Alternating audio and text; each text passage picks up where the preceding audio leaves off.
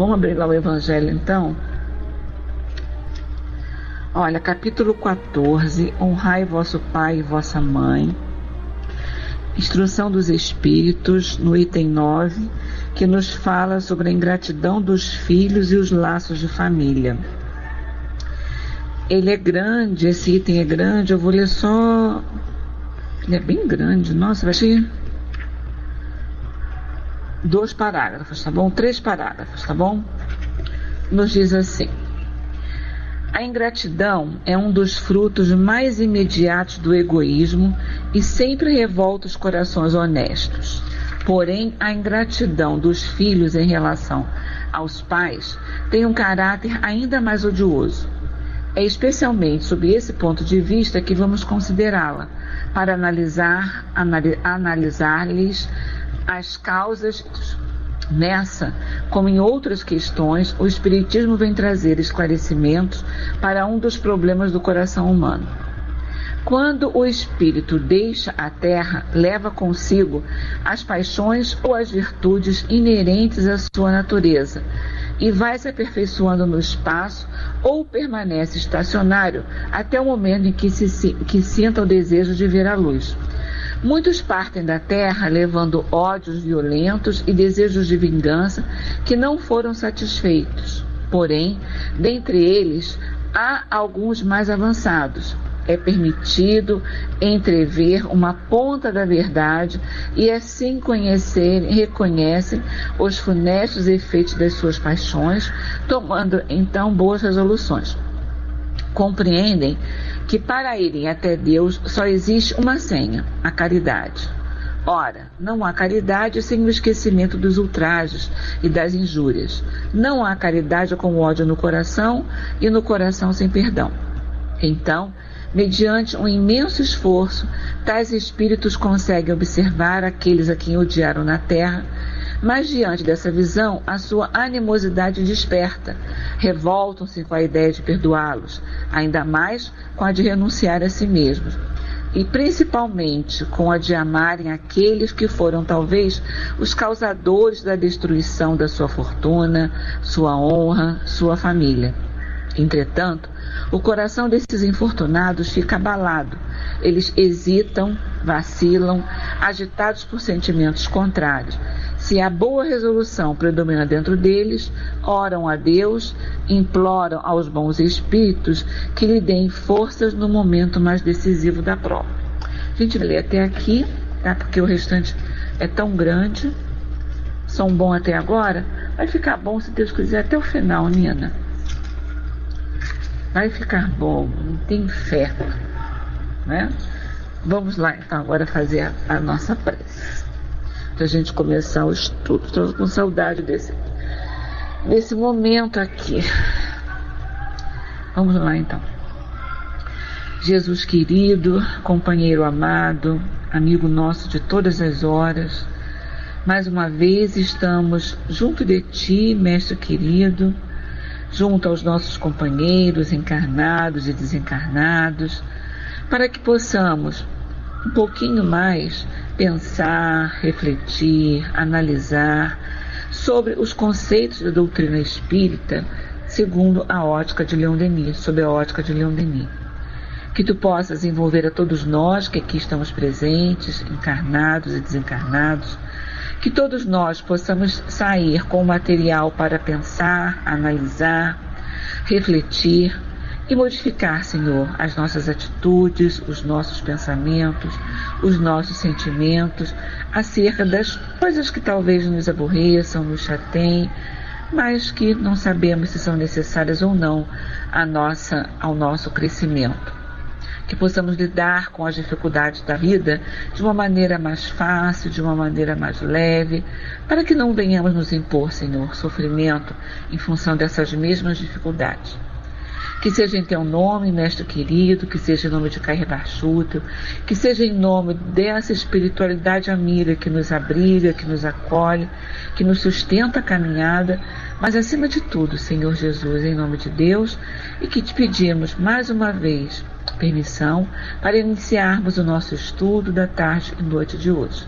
Que seja assim agora e sempre, graças a Deus. Bom, Dá uma conferidazinha aqui comigo. Nós vamos começar no parágrafo que diz assim: a hora presente é ainda uma hora de lutas. Não é isso? Tá, então vamos lá. Vamos continuar então. Então diz assim, Denis diz assim pra gente: a hora presente é ainda uma hora de lutas.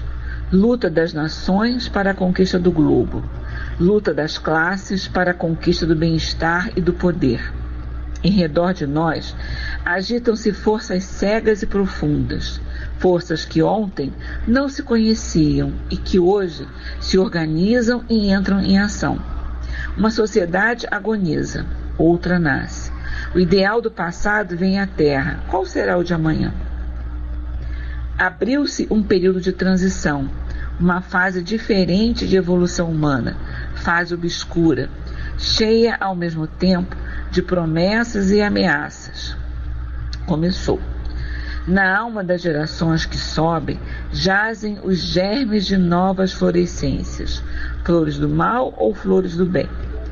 Muitos se alarmam, muitos se espantam. Não duvidemos do futuro da humanidade, de sua ascensão para a luz, e derramamos em volta de nós, com a coragem e perseverança incansáveis, as verdades que asseguram o dia de amanhã e fazem sociedades fortes e felizes. Mas eu estou parado para fazer um comentário sobre isso. Os defeitos de nossa organização social provêm principalmente dos nossos legisladores em suas acanhadas concepções. Abrangem somente o horizonte de uma vida material, não compreendendo o fim evolutivo da existência e o encadeamento de nossas vidas terrenas. Estabeleceram um estado de coisas incompatível com os fins reais do homem e da sociedade. Olha só, a gente lê esse texto, né, de Denis, que ele escreveu lá atrás, em 1800 e alguma coisa, né? Quando a gente lê esse texto, ele não é bem atual, ele não é super atual pra gente, quando ele diz assim: a hora presente é uma hora de lutas. Lutas das nações para a conquista do globo, luta das classes para a conquista do bem-estar e do poder. Nós não vivenciamos ainda, nós não vemos ainda no nosso dia a dia essa luta entre as nações, buscando o quê? O poder. Na realidade, elas querem o poder, né? Elas querem poder mandar, elas querem poder governar essa humanidade. Então, ainda existe essa luta das nações. A luta das classes para a conquista do bem-estar e do poder. Nós também não presenciamos isso na nossa sociedade? São pessoas que querem buscar sempre o poder e a fartura, o dinheiro, né? Aonde tem o dinheiro, certamente tem o poder, né? Essa luta, esse desejo milenar do espírito humano. E em 100 e poucos anos, nós não vemos uma diferença tão grande. Existem diferenças? Sim, claro. Hoje nós temos uma sociedade talvez mais fraterna, diferente da sociedade que Denis escrevia para a gente? Com certeza temos. Nós temos pessoas que são envolvidas com o trabalho do bem, que são envolvidas com a preocupação do desejo de melhor desejar, de melhor fazer para o seu próximo? Sim. Talvez não seja tão noticiado, mas existem esses trabalhos, existem essas pessoas. Então o homem, ele continua lutando por isso. E essa sociedade vai ser a sociedade que esse homem fizer dela. Eu não sou uma pessoa só da sociedade, mas eu faço parte dessa sociedade. Não tem aquele ditado que diz: o mandurinha só não faz verão? Né? Eu sou parte dessa sociedade. Essa sociedade vai refletir o meu pensamento, porque as minhas ações irão refletir os meus pensamentos. Se eu mudo o meu pensamento, se eu mudo a minha forma de agir, essa sociedade, ela vai mudar no decorrer outra. Ela não vai mudar de um dia para o outro, de um ano para o outro, né? Mas ela vai mudando porque eu estou estabelecendo essa mudança. Eu estabeleço essa mudança dentro de mim, né? Na minha sociedade biológica, com todas as minhas células, órgãos, tecidos, com tudo que tem dentro de mim. Primeiro eu mobilizo essa mudança dentro de mim. a partir do momento em que eu mudo, em que os meus conceitos mudam, em que a minha avaliação do ser humano muda, as pessoas que estão à minha volta, que direto ou indiretamente sofrem a minha influência, elas também vão começar a pensar as suas atitudes, elas também vão começar a pensar as suas ações diante dessa sociedade. Então a gente vai reproduzindo. Então, se essa sociedade, se esse grupinho de duas ou três pessoas que estão à minha volta e que de uma certa forma eu influencio, se esses 2 ou 3 mudarem, conseguirem analisar a capacidade do espírito, conseguirem analisar o dever, a responsabilidade do espírito imortal, certamente eles levarão esses conceitos para outros grupos, sejam os seus grupos sociais, sejam os seus grupos estudantis, sejam os seus grupos familiares, né? Os grupos familiares. Eu trago comigo as noções que eu recebi dos meus pais, né? Os valores, as noções que eu recebi dos meus pais. Certamente a gente vai transmitir aos filhos os valores que nós temos. Os filhos vão repassar isso para os seus filhos. E assim essa corrente vai aumentando. Então, de uma andorinha só, que eu me considerava, e dizia que uma andorinha só não faz verão, uma só eu não faço um verão. Mas eu contribuo com essa estação. Eu contribuo com essa sociedade. Né? Então nós vemos que a sociedade, que Denis coloca aqui pra gente, ainda é esse grupo de pessoas que compõem, né, os bairros, as cidades, os municípios, os estados, os países, e querem de uma certa forma dominar o mundo, elas querem ter o poder de dominar o mundo. As classes lutam por uma melhoria. E lá embaixo, no último parágrafo que eu li, ele diz assim: os defeitos de nossa organização social provêm principalmente de que nossos legisladores e suas acanhadas concepções abrangem somente o horizonte de uma vida material, não compreendendo o fim evolutivo da existência e o encadeamento das nossas vidas terrenas, estabelecer um estado de coisas incompatíveis com os fins reais do homem e da sociedade. Quando eu limito a minha visão a esta minha vida de agora, né, eu tenho uma análise, amplio a minha visão para uma vida futura, então com certeza eu vou mudar a minha maneira de pensar. Se existe toda uma campanha ecológica no planeta de preservação do planeta, né? Então existe a campanha de não poluir os rios, mares, de fazer a coleta seletiva, de usar a água potável do planeta, que existe pequena quantidade. Se eu utilizo de uma forma que eu não me preocupe com isso, se eu uso a água, né, na torneira da minha casa, se eu uso a água de uma forma que eu não me preocupe com isso, se eu estrago a água, se eu utilizo uma quantidade muito maior da água que eu preciso utilizar, quem é que vai sentir falta, né, daqui a alguns anos, vamos botar daqui a uns 100 anos, no planeta? Quem será o espírito, né, que irá sentir falta desta água, que irá sofrer as consequências do meu ato de hoje?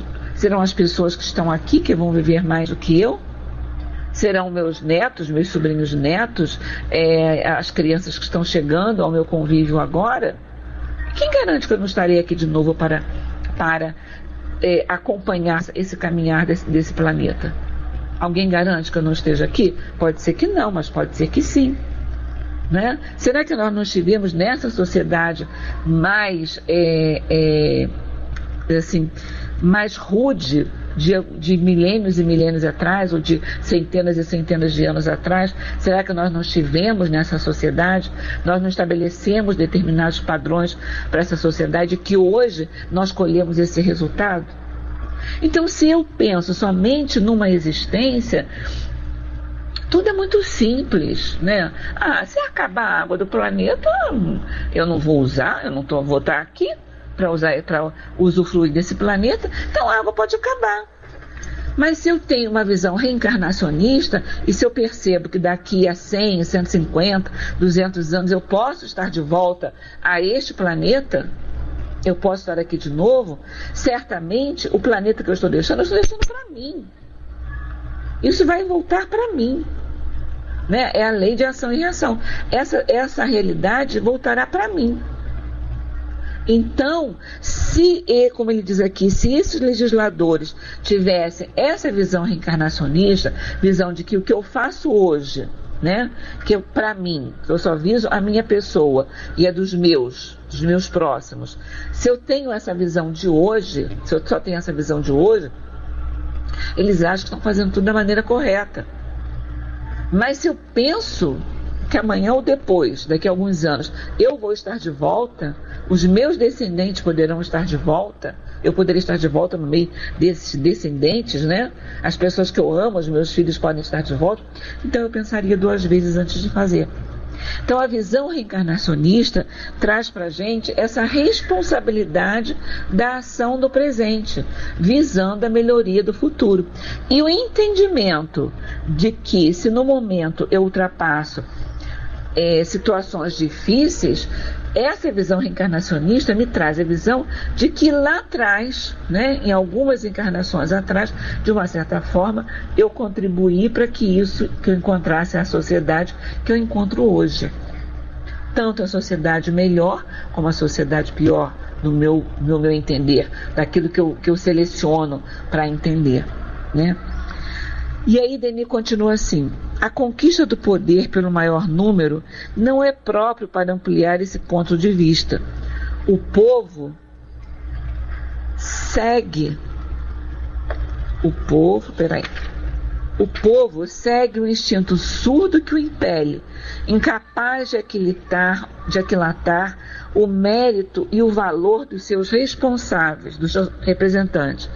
Leva muitas vezes ao poder os que desposam suas paixões e participam da sua cegueira. A educação popular precisa ser completamente reformada, porque só o homem ilustrado pode colaborar com inteligência, coragem e consciência na renovação social. Se eu não conheço, eu não tenho por que modificar. Agora, se eu conheço, então eu sei que eu devo modificar alguma coisa. Eu devo modificar esse mundo que eu quero melhor. Né? Esse mundo que eu quero melhor para os meus vai começar com a minha modificação. Não vai ser o outro que vai modificar para mim. Eu tenho que fazer isso por mim e por aqueles que estão à minha volta, que eu quero preservar um mundo bom para eles. E aí Denis continua assim para a gente: nas reivindicações atuais, a noção de direito é objeto de excessivas especulações e sobreexcitam-se os apetites, exaltam-se os espíritos. Esquece-se de que o direito é inseparável do dever e até que é simplesmente sua resultante. Daí a ruptura de equilíbrio, uma inversão das relações de causa para efeito, isto é, do dever para o direito na repartição das vantagens sociais, o que constitui uma causa permanente de divisão e ódio entre os homens. O indivíduo que encara somente o pessoal ocupa lugar inferior ainda na escala da evolução, né? Todo direito me traz junto um dever. Paulo não disse pra gente: tudo me é lícito, mas nem tudo me convém.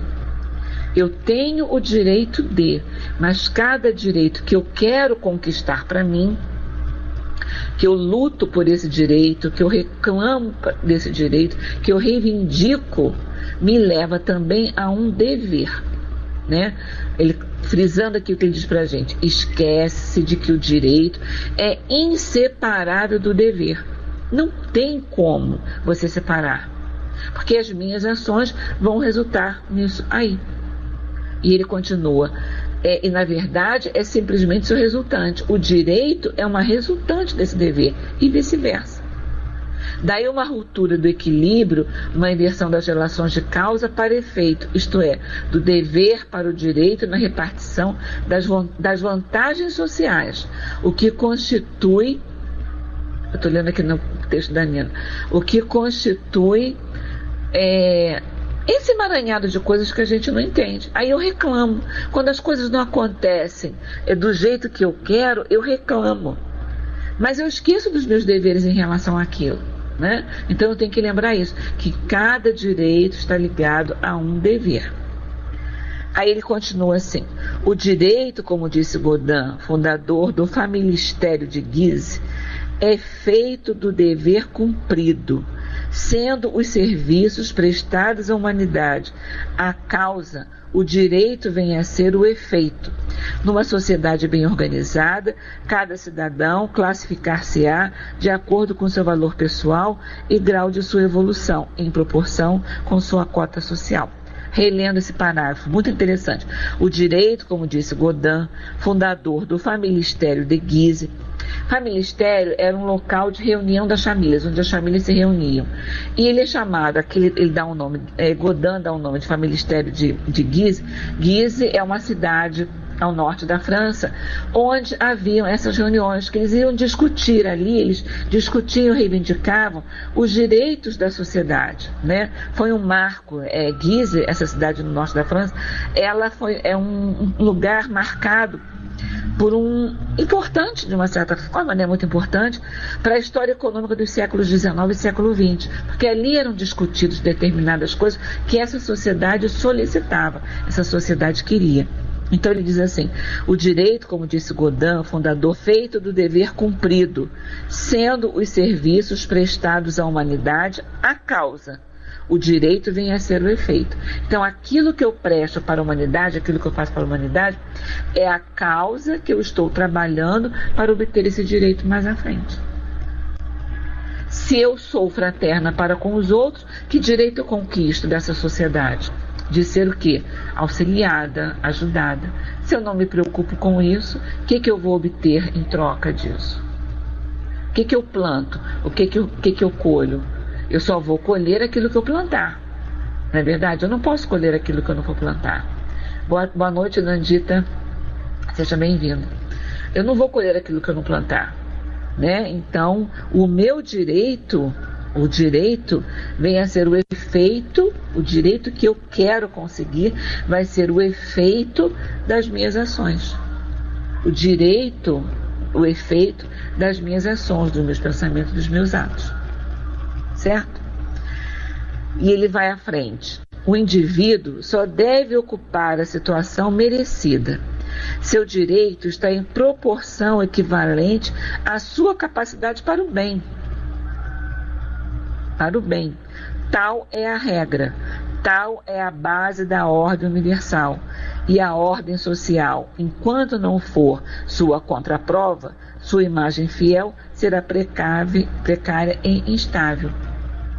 Aquilo que nós estávamos falando mais um tempinho atrás, né? Eu não faço um verão, sou uma andorinha só não faz verão, sobre esse ditado. Uma andorinha só não consegue fazer o verão, mas ela é parte integrante desse grupo de andorinhas que vão determinar a estação do verão, né? Que vão atuar, que vão... Eu preciso fazer a diferença, não importa que os outros não façam. Não importa que os outros não façam, porque fica muito mais fácil para a gente. Há poucos dias a gente viu vinculado na internet um vídeo de um guarda de trânsito na cidade de Vila Velha, no Espírito Santo, que ele trabalha num cruzamento onde ele simplesmente ele não se limita a fechar o sinal, a apitar quando o sinal está fechado ou apitar quando o sinal está aberto, né? Ele faz uma série de coisas, ele cumprimenta as pessoas, ele fala, ele pede pro motorista do ônibus, do caminhão, do automóvel, do carro parar, ele agradece quando para, quando segue em frente, ele vai no ponto de ônibus e distribui o horário que o ônibus tal vai passar, o ônibus X, o ônibus Y, o ônibus A, B, C, enfim. Ele vai informando as pessoas: olha, acabou de passar um, mas daqui a pouco tem outro, se eu esperar que ele deve estar vindo por aí. Então ele não se limita à ação da sua função, que é estar ali, apitando, tomando conta daquele cruzamento. Todas as situações são muito mais facilitadas, com certeza. Né? Ele não cria caso com ninguém, pelo contrário, ele conversa, ele brinca, ele cumprimenta, ele faz uma série de coisas que facilita a vida daquela pessoa que muitas vezes está dentro do carro, A gente não sabe que dia. Então, o que ele vai colher à volta dele? Ele vai colher amor, satisfação, alegria, boa vontade, né? É a questão do dever e do direito, ok? Se eu não faço isso, se eu trato todo mundo de uma forma emburrada, né, carrancuda, claro que as pessoas vão me devolver isso desse jeito também. Aí depois eu reclamo, puxa vida, fulano é tão, sabe, é tão esquisito, é tão assim, né? É tão de um jeito, é tão do outro jeito, não é simpático, não ri, não agrada. Mas eu sou também com as pessoas. Ah, Francis, a gente entende, meu amigo. Será que eu sou assim também, amável com as pessoas? Como é que eu quero receber amabiliança, né? E transparência nas minhas relações humanas, se eu não passo isso para as pessoas também? Então não posso reclamar daquilo que eu não recebo. Eu não cultivei isso. Eu não cultivei a confiança, eu não cultivei a transparência, eu não cultivei o senso de trabalho, eu não cultivei o senso de amizade. Como é que eu posso receber isso? É quando eu não recebo, eu reclamo. Mas é isso que ele diz aqui, olha só. Cadê? Deixa eu pegar aqui no início. O indivíduo só deve ocupar a situação merecida. Seu direito está em proporção equivalente à sua capacidade para o bem. Tal é a regra, tal é a base da ordem universal. Se não for sua contraprova, sua imagem fiel será precária e instável. Eu não vou colher diferente. E ele continua: cada membro de uma coletividade deve, por força desta regra, em vez de reivindicar direitos fictícios, tornar-se digno deles, aumentando a participação na obra comum. Né? Então eu preciso participar, eu preciso fazer a minha parte para que eu possa receber de volta. O ideal transforma-se, o sentido da harmonia desenvolve-se, o campo do altruísmo dilata-se, mas no estado atual das coisas, no seio de uma sociedade onde fermentam tantas paixões, onde se agitam tantas forças brutais, no meio de uma civilização feita de egoísmo e cobiça, de incoerência e má vontade, de sensualidade e sofrimento, são de temer muitas convulsões. O que eu estou plantando? Eu estou plantando isso, eu estou plantando a cobiça, eu estou plantando a incoerência, a má vontade, eu estou plantando coisas que não me são favoráveis. Eu não vou ter uma sociedade diferente. Eu não vou ter essa sociedade diferente. Por isso, quando às vezes as pessoas dizem assim, esse mundo não tem jeito. Quando eu digo que esse mundo não tem jeito, eu estou dizendo, eu não tenho jeito. Não tem jeito. Esse mundo está perdido. Então eu também estou perdida. Esse mundo não tem conserto. Então eu também não tenho conserto. Né? Porque eu faço parte desse mundo e eu estou contribuindo. Esse mundo é o resultado de todas as nossas ações. Então está tudo errado comigo também. Então, se eu faço o contrário, se eu procuro fazer a coisa de uma forma contrária, então eu vou, com certeza, eu vou ter essa sociedade que eu tanto almejo, uma sociedade mais justa, uma sociedade mais solidária, uma sociedade mais fraterna. Mas eu preciso aprender a ser solidária e fraterna também, né? Às vezes, ouve-se o bramido da onda que sobe, o queixume dos que sofrem. As multidões contam-se, interesses seculares são ameaçados. Levanta-se, porém, uma nova fé, iluminada por um raio alto e assente em fatos, em provas sensíveis. E diz a todos: sede unidos, porque sois irmãos, irmãos neste mundo, irmãos da imortalidade. Trabalhai em comum para tornardes mais suaves as condições da vida social, mais fácil o desempenho de nossas tarefas futuras. Trabalhai para aumentar os tesouros de saber, de sabedoria, de poder, que são a herança da humanidade. A felicidade não está na luta, na vingança, está na união dos corações e das vontades. Então, o que ele vem chamando a gente? Trabalhe, faça isso, queira o melhor. Permita que essa sociedade se transforme e ela seja melhor. Agora, como é que eu vou permitir isso? Trabalhando. trabalhando. Mas como é que eu posso trabalhar para essa sociedade ser melhor, para essa sociedade se transformar mais justa, né? Começando, como a gente falou lá atrás, começando por nós mesmos. Eu preciso me modificar para que as pessoas que estão à minha volta, vendo a minha modificação, vendo a minha mudança, possa parar e pensar, olha, não é que ela mudou mesmo? Não é que vale a pena?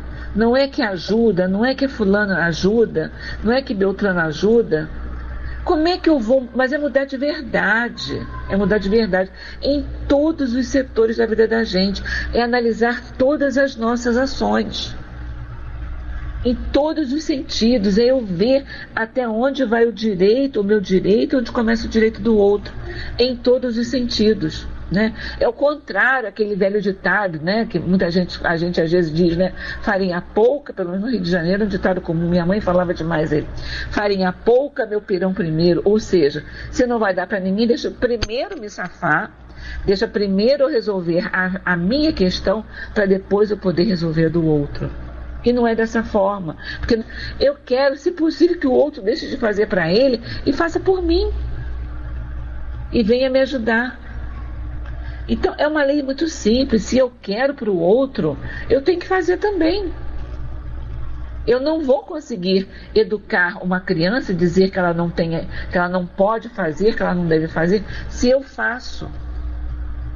Como é que eu vou dizer isso?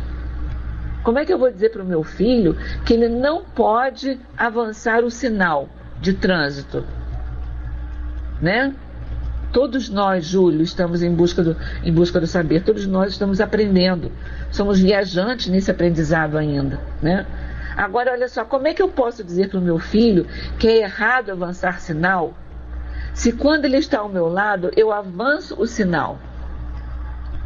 Como é que ele vai? Em que ele vai acreditar mais? O que vai ser mais?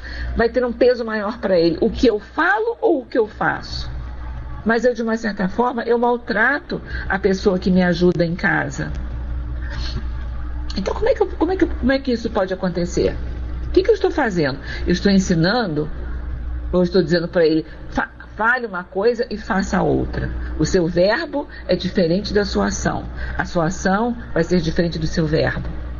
Então, se eu não mudo, se eu não me esforço por analisar os meus conceitos, por analisar como é que eu vou dizer para o meu filho, como é que eu vou ensinar para o meu filho quais são as ações corretas? Ou será que as ações corretas são aquelas só praticadas para a minha família, para a família do meu vizinho? Essas minhas ações não precisam ser tão corretas assim. Né? Como é que eu faço? Como é que acontece isso? Então é desta forma que eu vou ajudando a mudar uma sociedade. Eu não vou pegar uma varinha de condão, eu não posso pegar uma varinha de condão e bater em cima de um grupo, né, tocar em cima de um grupo e dizer, a partir de hoje, este grupo está modificado. Porque a minha varinha de condão faz isso, plim, plim. Vou lá e bato na cabeça toco na cabeça de todas as pessoas, querendo que aquele meu ato modifique. Mas eu saio dali, eu faço tudo errado, eu faço tudo diferente daquilo que eu preguei.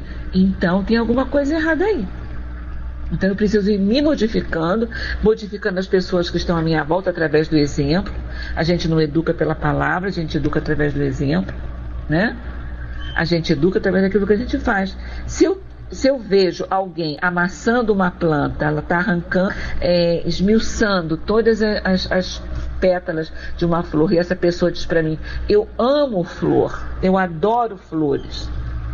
Ela está dizendo para mim que adora as flores, mas a ação dela, no momento em que ela esmaga uma flor, não é uma ação que me passe tanto amor assim que ela tenha por aquela flor. E o que vai ficar mais nítido na minha memória?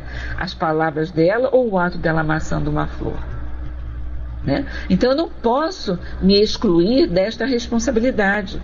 Então por isso que quando as pessoas dizem tem jeito, a gente tem que dizer tem jeito sim, companheiro. O mundo tem jeito sim. Porque você faz parte do mundo. Você não é o dono do mundo, mas é filho do dono. Então você tem jeito. Então esse mundo tem jeito sim. Porque se você diz que o mundo não tem jeito, você também não tem. E você tem. Você tem.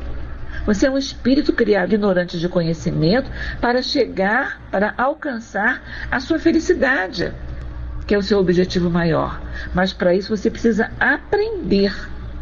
E para vivenciando no nosso aprendizado, a gente vai vivenciando no dia a dia, nas nossas ações, aquilo que Jesus nos ensinou. Faça teu próximo aquilo que queres para ti mesmo. Não foi essa a lição que ele nos deixou? Né? Trate aos outros como você quer ser tratado. Então é a nossa responsabilidade. Bom, a gente vai iniciar agora o capítulo 19, que nos fala sobre a lei dos destinos. E ele começa dizendo assim: dada como está a prova das vidas sucessivas, o caminho da existência acha-se desimpedido e traçado com firmeza e segurança. A alma vê claramente seu destino, que é a ascensão para a mais alta sabedoria, para a luz mais viva. A equidade governa o mundo. Nossa felicidade está em nossas mãos.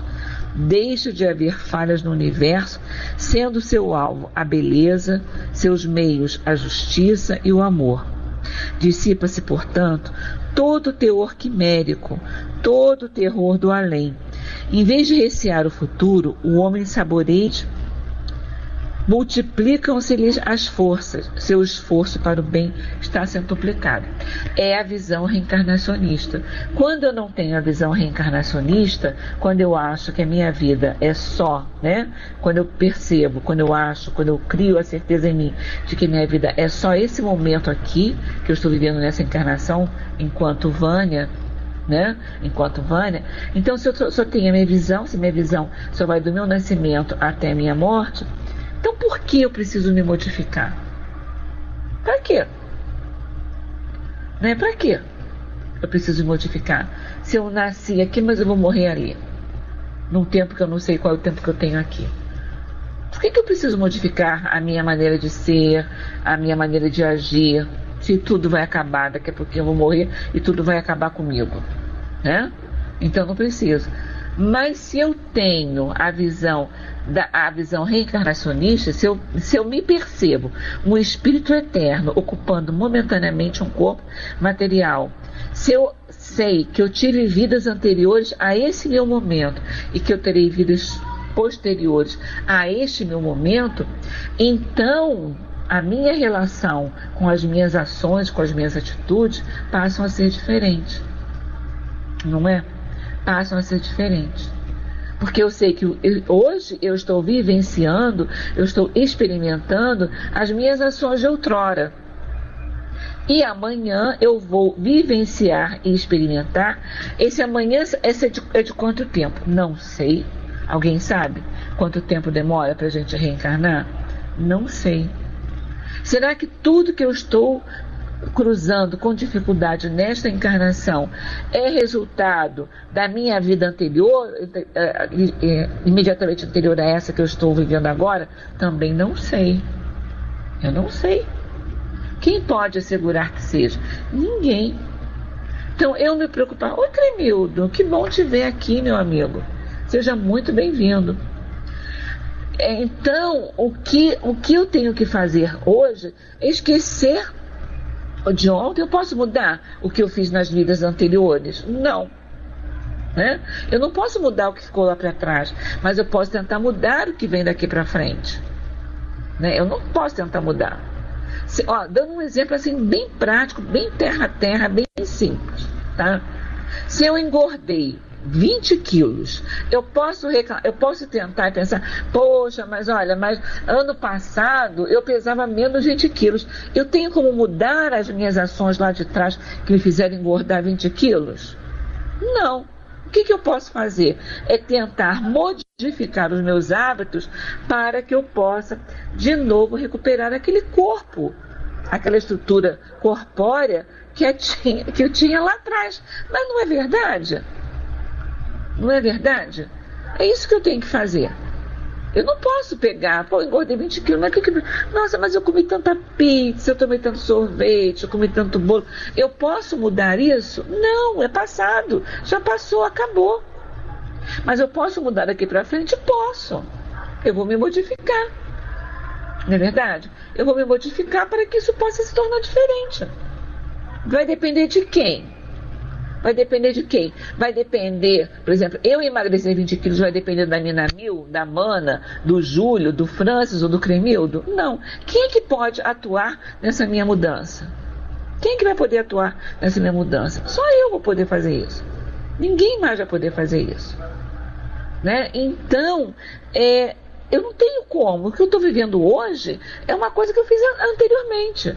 E amanhã eu posso mudar. Então, quando eu tenho essa visão reencarnacionista, a minha visão de vida modifica. A minha visão de futuro se modifica. A minha visão de enquanto espírito imortal também se modifica. Porque eu não vou poder dizer que eu não sabia das coisas.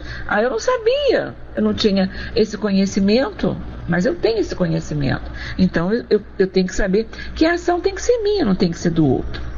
Né? É como ele diz aqui, olha só. A alma vê claramente seu destino, que é a ascensão para a mais alta sabedoria, para a luz mais viva. Deus nos criou da mesma forma, a todos nós, simples e ignorantes de conhecimento, mas fadados a alcançar a perfeição moral, que tem como consequência a felicidade que a gente tanto busca. Então eu fui criada de um jeito, né? Mas eu posso ser feliz. Eu não quero ser feliz? Ser feliz não é tudo que a gente quer? Eu posso ser feliz, eu vou ser feliz, mas eu tenho que trabalhar para isso, né? Então, quando diz assim, a alma vê claramente seu destino, que é a ascensão para a mais alta sabedoria, para a luz mais viva. A equidade governa o mundo. Nossa felicidade está em nossas mãos. Deixa de haver falhas no universo, que aí eu não coloco a culpa no universo. O universo está conspirando contra mim. Não está dando certo isso. Eu faço as coisas erradas, coloco a culpa nos outros, né? Deixa de haver falhas no universo, sendo seu alvo a beleza, seus meios, a justiça e o amor. Dissipa-se, portanto, todo o temor quimérico, todo o terror do além. Em vez de recear o futuro, o homem saboreia a alegria das certezas eternas. A felicidade é uma certeza eterna que a minha alma tem. Eu sei que eu vou chegar lá na outra ponta da escala e vou ser feliz. Né? Ela tem essa certeza. Confiado no dia seguinte, multiplicam-se as forças. Seu esforço para o bem será centuplicado. Então, se eu sei que eu vou ser feliz, mas que para ser feliz eu preciso modificar determinadas coisas, então deixa eu trabalhar. Para que eu vou ficar que nem criança teimosa batendo pé, que eu não vou fazer, eu não vou fazer, eu não vou fazer? Porque não vai me levar a nada. Não vai me levar a absolutamente nada. Não adianta ficar sentada, nem aquela desenho, né, Diana? Ó Deus, ó tristeza, ó azar, ó dia. Não adianta, não vai resolver. O Júlio Sardinha coloca assim, os nossos infortúnios são frutos dos nossos pensamentos e atitudes. Exatamente. Eu crio isso. Eu penso nisso, eu crio, eu plasmo, eu idealizo. Então aquilo acontece comigo. Daí a importância, que mais à frente a gente vai estudar aqui nesse livro ainda, né, da vigilância do pensamento, quando o Denis entra lá na frente, quando ele fala nas potências da alma, que a gente vai estudar a vontade, o pensamento e a vigilância do pensamento. Então não adianta eu bater pé, eu quero, tem que ser desse jeito. Não vai ser desse jeito, vai ser do jeito que tiver que ser. E não adianta eu querer pular etapas. Eu tenho que vivenciar as etapas para poder aprender. Não adianta eu querer pular as etapas, vou botar isso para baixo do tapete, porque isso aqui eu não vou fazer agora. Não adianta, a gente vai esbarrar com isso mais adiante. Então vamos trabalhar agora, quando a gente tem tempo, a gente tem essa possibilidade. Denis continua assim para a gente. Entretanto, levanta-se outra pergunta. Quais serão as molas secretas por cuja via se exerce a ação da justiça no encadeamento de nossas existências? Notemos primeiro que tudo, que o funcionamento da justiça humana nada nos oferece que se possa comparar com a lei divina dos destinos. Nada. É oculta por si mesma, sem intervenção alheia, tanto para os indivíduos como para as coletividades. O que chamamos mal, ofensa, traição, homicídio, determinam nos culpados um estado de alma que os entrega aos golpes da sorte na medida proporcionada à gravidade dos seus atos. Olha a benevolência divina para com a gente. Olha só, o que chamamos mal, ofensa, traição, homicídio, determinam nos culpados um estado de alma que os entrega aos golpes da sorte na medida proporcionada à gravidade dos seus atos. Isso se chama consciência. Onde é que a lei divina está gravada? Na nossa consciência. Nós sabemos o que é bem, nós sabemos o que é bom e nós sabemos o que é ruim. Nós sabemos. Todo mundo sabe, porque está lá. Porque eu não quero, o que eu não quero para mim não é bom, não é bem. Não faz parte do bem, nem, tá? O que eu quero para mim é o bem e o que é bom. Se eu não quero, não é. E se não é para mim, também não é para o outro. Não é para mim, não é para o outro. É básico, é básico. Se as nossas atitudes do dia a dia, só esse ensinamento de Jesus, nós teríamos aí encarnações e encarnações para trabalhar. Mais nenhum. Mas ele resume todos os outros, porque todos os outros serão consequências, serão os efeitos desse aí. Então é a consciência que fica lá apontando a gente, né? Deus não cria o mal, ele não criou o mal, ele não cria o mal. A consciência da gente fica lá apontando. E fica lá, aquilo lá, que nem uma agulhinha lá na gente, uma setinha lá, e pem, fica lá batendo na gente. E isso gera o quê? Um desconforto. Alguém se sente confortável quando tem alguma atitude, prejudica a alguém, a outra pessoa? Eu me sinto confortável, prejudiquei a meio mundo. Eu me sinto confortável? No fundo, não. Porque ele não quer para ele. Então ele não está confortável. Ah, fulano fez uma porção de coisas erradas, mas ele deita e dorme como um anjo. Não dorme como um anjo. Ele não quer para ele. Ele tem receio de que aquilo venha para ele. Ele não quer para ele. Não é verdade? Então está lá na nossa consciência. Então é isso que diz. Na medida que é proporcional à gravidade dos meus atos. Esta lei imutável é, antes de mais nada, uma lei de equilíbrio. Estabelece a ordem no mundo moral, da mesma forma que as leis de gravitação e da gravidade asseguram a ordem e o equilíbrio no mundo físico. Seu mecanismo é ao mesmo tempo simples e grande. Tal mal se resgata pela dor. O que o homem faz, de acordo com a lei do bem, proporciona-lhe tranquilidade e contribui para a sua elevação. Toda violação provoca sofrimento. Se eu faço bem, eu me sinto em paz, eu me sinto pacificada. Então isso me traz felicidade. Se eu não faço o bem, eu me sinto mal, eu me sinto desconfortável, eu me sinto esquisita, eu me sinto da maneira que a gente quiser dar um nome aí, tá? Mas como dizer assim, contribui, toda violação provoca sofrimento. Eu vou sofrer, eu vou estar mal. Este prossegue a sua obra interior, cava as profundidades do ser, traz para a luz os tesouros de sabedoria e beleza que ele contém e, ao mesmo tempo, elimina os germes malsãos. Prolongará sua ação e voltará à carga por tanto tempo quanto for necessário, até que se expanda no bem e vibre uníssono com as forças divinas. Mas na prossecução dessa ordem grandiosa, compensações estarão reservadas à alma. Alegrias, afeições, períodos de descanso e felicidade alternarão no rosário das vidas com as existências sim Tudo é regulado, disposto com uma arte infinitas na obra providencial. Não tem acaso, né? Não existe acaso. A gente vai parar por aqui, tá ok? Não existe acaso. Existe o resultado das nossas ações. De tanto a gente praticar o bem, primeiro a gente pratica por disciplina. Até que vai chegar uma hora nas vidas da gente, nas nossas vidas, nas múltiplas vidas que nós teremos, que isso se tornará rotina.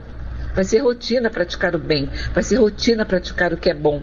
Então tudo se transforma, tudo fica mais fácil, tudo fica mais alegre, tudo fica melhor. É como o exemplo do guarda que a gente estava falando aqui, do vídeo, que ele faz aquilo com tanto carinho, com tanta felicidade. Ele ajuda tantas pessoas, a várias pessoas que passam por ali, que para ele aquilo é uma diversão, ele está feliz. Então ele vai atrair felicidade para ele. Então a felicidade desse mundo que a gente tanto quer depende de nós, só depende de nós. Não depende de mais ninguém, vai depender do meu esforço, eu me modificar para que esse mundo à minha volta também se modifique, também se coloque para a gente de uma forma mais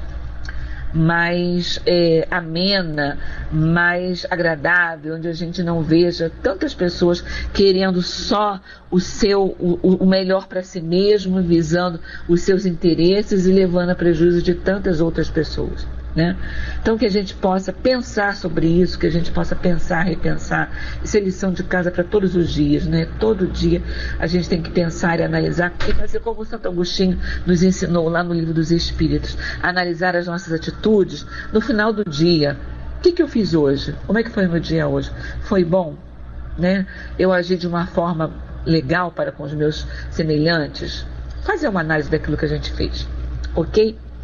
Gente, muito obrigada pela presença, obrigada Nina, Mana, Júlio, Francis, Cremildo, Rogério, Evandro, muito obrigada pela presença, que a gente possa estar sempre com vocês, estar sempre juntos aqui às quintas-feiras, nesse horário de 6h15 até 7h15, será sempre um grande prazer para a gente estar aqui com vocês, ok?